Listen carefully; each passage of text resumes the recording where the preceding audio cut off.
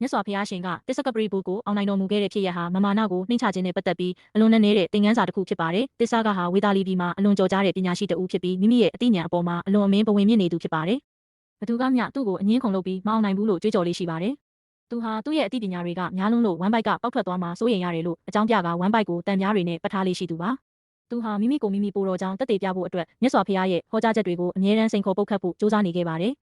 တနေ့မှာတော့တစ္ဆကဟာလိပ်ဆောက်ဝီမင်းသားတွေခြံရံပြီးမြတ်စွာဘုရားစီကိုချဉ်ကပ်လာပါတယ်။သူကလူတစ်ယောက်ရဲ့ရုပ်ပိုင်းဆိုင်ရာနဲ့စိတ်ပိုင်းဆိုင်ရာအစိတ်ပိုင်းတွေဟာအတ္တမိမိကိုယ်သာဖြစ်တယ်လို့ညှင်းခုန်ခဲ့ပါတယ်။ဒီခန္ဓာကိုယ်ဟာငါဥစ္စာပဲဒီဝိညာဉ်ဟာငါပဲလို့သူကဆိုပါတယ်။ဒါကိုမြတ်စွာဘုရားရှင်ကဒီလိုမေးခွန်းထုတ်ခဲ့ပါတယ်တစ္ဆက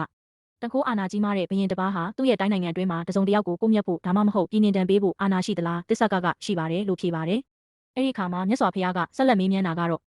ဒါဆိုရင်မင်းရဲ့ခန္ဓာကိုယ်ဟာမင်းတကယ်ပိုင်ဆိုင်တဲ့အရာအတ္တဖြစ်တယ်ဆိုရင်